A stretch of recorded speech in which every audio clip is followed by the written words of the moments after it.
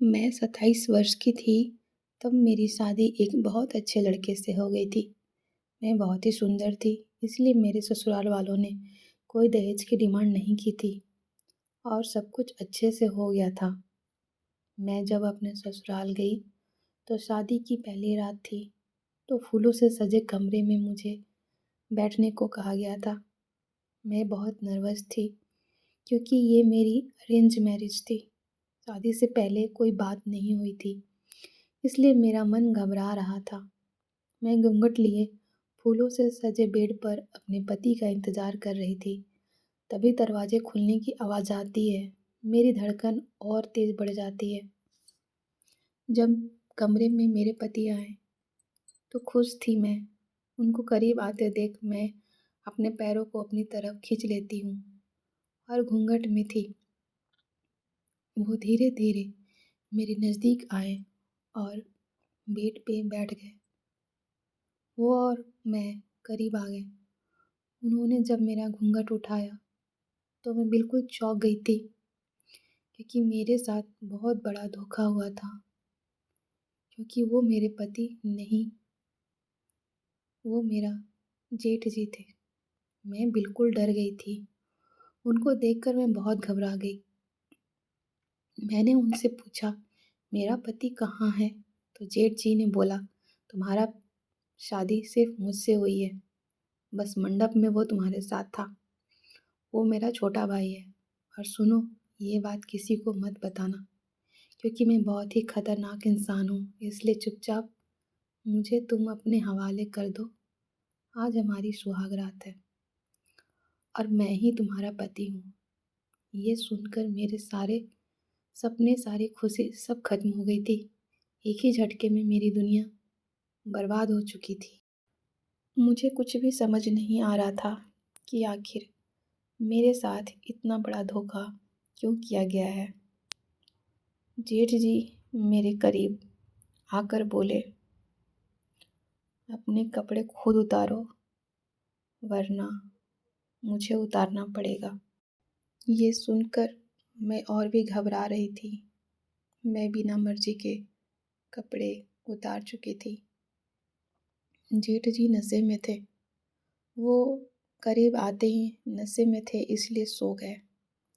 मैं चेंज करके नाइटी पहनकर सो गई।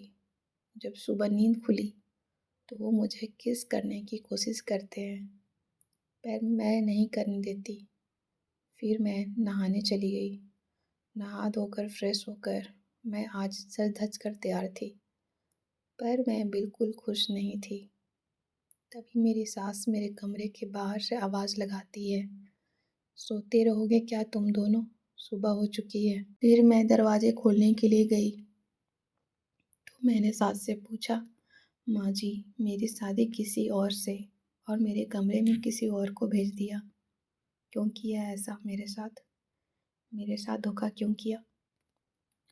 सास ने कहा, अब देख, यही तुम्हारा पति है, जिसके साथ मंडप में बैठी थी, वो तुम्हारा देवर है। समझी? देख, तू जितना जल्दी इसे अपना पति बना लेगी, इतना ही जल्दी तुम्हारे लिए ठीक होगा। अब चल, सब पड़ोस वाले मुंह दिखाई के लिए इंतजार कर रहे। मैं अंदर ही अंदर घुट रही थी और किसी भी तरह से मैं इस रिश्ते से निकलना चाह रही थी। तभी मेरी नज़र पति पे गया, यानी मेरी शादी जिससे हुई थी। मैं मौका पाकर उसे अपने कमरे में ले गई। मैंने उससे पूछा, आखिर मेरी क्या गलती थी? अपने बड़े भाई के लिए मेरी ज़िंदगी बर्बाद कर दी।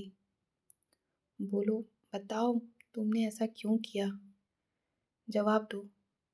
उसने बोला, देखो, तुम्हारे साथ तो धोखा हुआ है, पर मेरे साथ भी धोखा हुआ है। प्लीज़ तुम किसी को कुछ नहीं बताओगी। मैं अपने बड़े भाई का नहीं, अपना नहीं, सौतेला भाई हूँ। मुझे ज़बरदस्ती इसमें शामिल किया गया। प्लीज़ मुझे माफ़ कर दो। ये लोग बहुत खतरनाक है, तुम बच के रहना। अब मैं समझ चुकी थी पर अपने बड़े बेटे को क्यों मुझसे शादी कराया, ये मुझे अभी भी मालूम नहीं था।